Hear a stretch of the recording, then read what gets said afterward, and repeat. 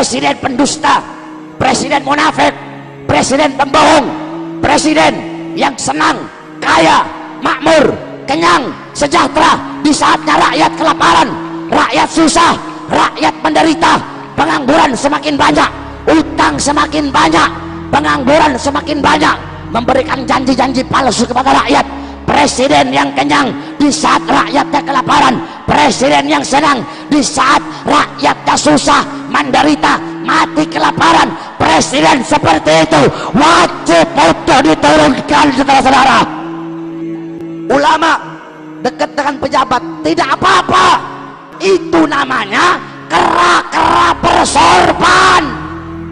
Kalau ada ulama kayak gitu panggil kiai monyet, kiai monyet,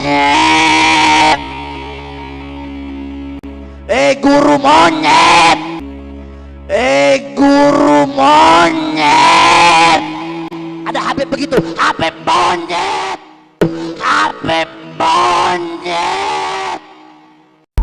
Assalamualaikum warahmatullahi wabarakatuh. Rahayu, rahayu, rahayu sagung dumadi.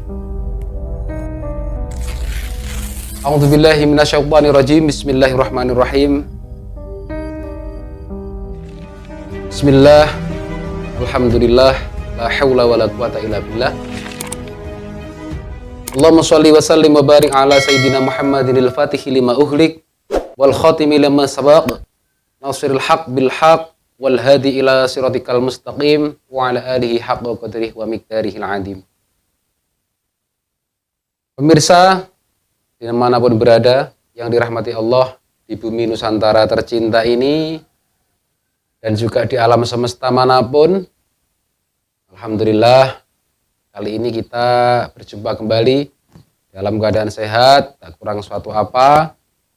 Semoga siapapun yang menonton channel ini, pemirsa yang ada di Nusantara tercinta, juga yang ada di alam semesta manapun, di negara manapun, kami doakan semoga dianugerahi kesehatan, keselamatan, kedamaian, kesejahteraan, juga keberhasilan tercapainya sebuah cita-cita dan harapan, dan selalu bahagia dunia dan akhirat. Allahumma amin. Pemirsa yang dirahmati Allah, kali ini kami akan menyampaikan beberapa dokumen video yang bagi kami, Masya Allah, sangat meresahkan umat pemirsa ya. Di mana salah satu oknum dari imigran Yaman yang mengaku habaib dzurriyyah Rasulullah katanya, tapi salah satu ceramahnya sangat arogan pemirsa ya, memecah belah umat, mengajak untuk menentang pemerintahan yang sah, dan ini tidak boleh dibiarkan pemirsa. Ini adalah ceramah-ceramah yang tidak berkualitas bagi kami ya, ceramah yang pengen memecah belah umat Islam yang sudah damai di bumi Nusantara ini. Kita sudah merdeka, ibadah dengan tenang, jamaah-jamaah di mana-mana, majelis ilmu juga di mana-mana. Akan tetapi ceramah saudara oknum dari imigran Yaman ini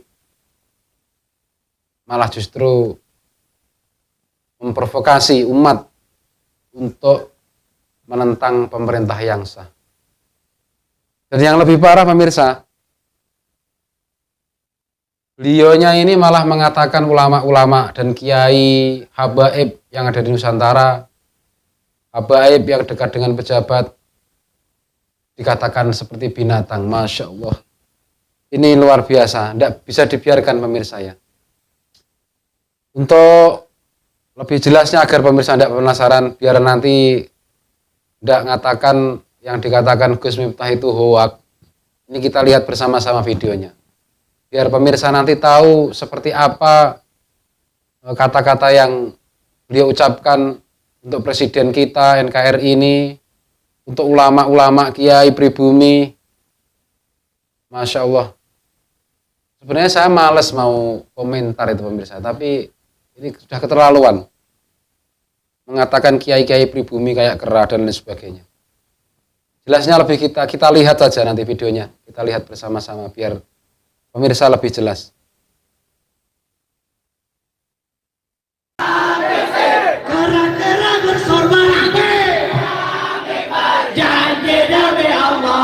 Presiden pendusta, presiden munafik, presiden pembohong, presiden yang senang, kaya, makmur, kenyang, sejahtera di saatnya rakyat kelaparan, rakyat susah, rakyat menderita, pengangguran semakin banyak, utang semakin banyak, pengangguran semakin banyak, memberikan janji-janji palsu kepada rakyat. Presiden yang kenyang di saat rakyatnya kelaparan, presiden yang senang di saat rakyatnya susah, menderita, mati kelaparan. Presiden seperti itu wajib untuk diturunkan, saudara-saudara. Ulama dekat dengan pejabat tidak apa-apa, itu namanya kera-kera persorban. Kalau ada ulama kayak gitu panggil kiai monyet, kiai monyet,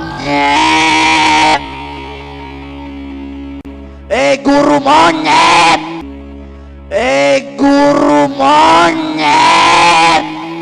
Ada Habib begitu, Habib monyet, Habib monyet.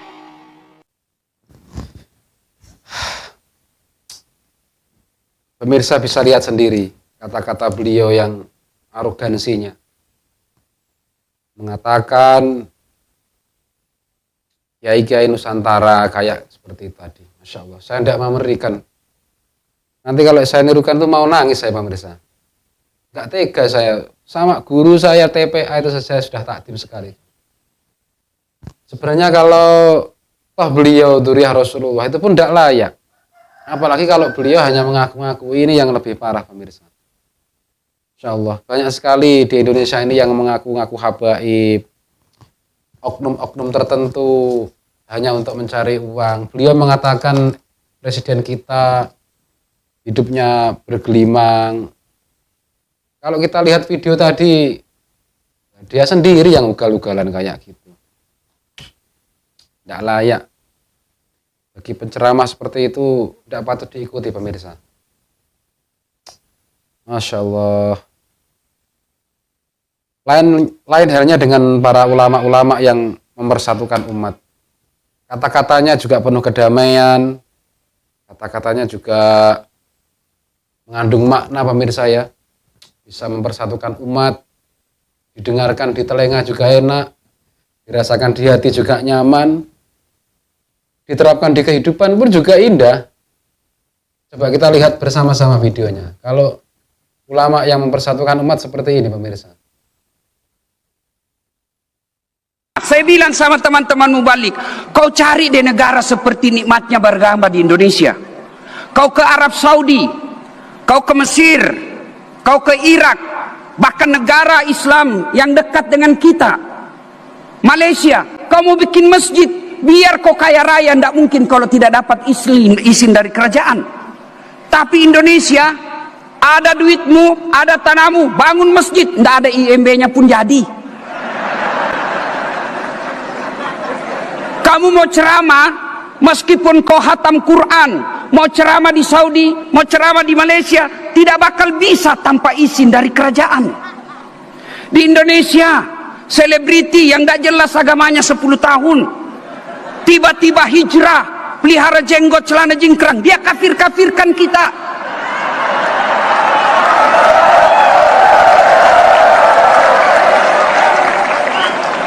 Mau bikin pesantren, kau pikir gampang bikin pesantren di negara-negara lain? Tidak mungkin.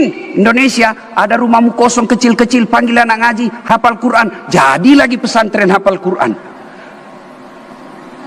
Orang Amerika, Australia, Eropa, Arab datang ke Bali hanya mau melihat sawah yang bertumpuk-tumpuk, keluar duitannya ratusan juta. Kalian rakyat Indonesia mau lihat sawah, ndak usah keluar ruang, keluar kau dari rumahmu, kau lihat sawah depan rumahmu. Inilah sebabnya sehingga kita perlu mencintai Republik Indonesia, dan tidak ada alasan tidak mencintai Republik Indonesia. Masya Allah. Kita dengar perbedaannya pemirsa. Para kiai-kiai, ulama pribumi selalu akan mengajak ke arah kedamaian untuk mencintai Indonesia yang kita cintai. Dipimpin siapapun, maka kita akan bersatu padu untuk memajukan dan mensejahterakan masyarakat Indonesia. Baik yang ada di berbagai pulau manapun, akan selalu bersatu padu dan akan mengajak ke arah kedamaian Nusantara. Ada lagi salah satu dokumen pemirsa ya, yaitu beberapa hari yang lalu kita pernah silaturahim ke salah satu tokoh Nusantara, yaitu perintis Negara Kesatuan Republik Indonesia ini yang masih hidup. Beliau yaitu Eyang Sudanjo Supriyadi, yaitu pahlawan pembela tanah air Peta Blitar. Kami sempat menyimpan video beliau. Masya Allah, inilah kalau memang ulama-ulama itu pengen menyampaikan sebuah kebaikan, kedamaian, inilah baru kami bisa takdim. Kalau yang disampaikan provokasi, kemudian mengajak perpecahan, ini jangan diikuti pemirsa. Kemarin beliau yang Sudanjo Supriyadi melihat polemik-polemik yang ada di Nusantara ini, terutama dari oknum-oknum imigran dari Yaman ini, beliau sempat menangis pemirsa. Masya Allah, kami waktu itu sangat terharu. Untuk itulah kami tergerak untuk mengunggah beberapa video ini, karena sebenarnya saya sudah malas mau komen pemirsa ya. Itu hak beliau sendiri. Cuman karena ini dilihat oleh seluruh masyarakat Nusantara, dengarkan oleh seluruh masyarakat di Nusantara, jadi perlu kita klarifikasi pemirsa ya, agar jangan mengikuti penceramah-penceramah yang ingin memecah belah kesatuan negara Indonesia ini. Jadi mengatasnamakan dzurriyyat Rasul. Ya kalau toh beliau memang benar-benar dzurriyyat Rasul, tidak pantas kalau itu diucapkan dari kata-kata itu dari beliau. Karena genetika Rasulullah itu rahmatan lil alamin pemirsa. Rahmat bagi alam semesta. Gak mungkin kayak gitu kalau dzurriyyah Rasul. Pasti akan mengajak ke arah kedamaian, bagaimana umat ini menganut ajaran-ajaran Rasulullah, dan umat ini semakin cerdas, semakin pandai, semakin bertakwa, bukan dibodoh-bodohkan seperti itu. Dengan menyebutkan kiai-kiai Nusantara, ulama-ulama Nusantara, yang dekat dengan pejabat seperti binatang. Masya Allah, sangat tidak layak pemirsa. Baiklah pemirsa, untuk di akhir pertemuan kita lihat salah satu video dari perintis Nusantara ini, yaitu Eyang Sudanjo Supriyadi, komandan pasukan Peta waktu itu, yang sekarang masih hidup alhamdulillah sebagai saksi. Dia menyeru kepada kita semua untuk selalu bersatu padu, untuk berkomitmen membangun Indonesia yang lebih baik dan selalu memperkuat kesatuan. Ini pemirsa videonya ya. Ya, kami ucapkan terima kasih. Semoga dari rumah beliau itu sampai datang sini, setiap langkah mendapat imbalan barokah. Amin. Amin. Tadi telah disampaikan bahwa kita harus esa, harus satu. Seperti itu loh. Satu jauh. Innamal yadu bil banan wal mar'u bil ikhwan. Gitu. Kalau kita itu bersatu, yaitu ibaratkan sapu karena kumpulnya lidi. Kalau manusia karena kumpulnya teman. Ya, innamal yadu bil banani wal mar'u bil ikhwani. Oleh dawe guru-guru pian. Saleh apa? Dalam kemerdekaan ini berkat rahmat Allah yang maha kuasa dan diturunkan oleh keinginan luhur bangsa kita sehingga bisa mencapai di ambang pintu gerbang yang berbahagia, pintu gerbang kemerdekaan yang berbahagia. Ada yang protes?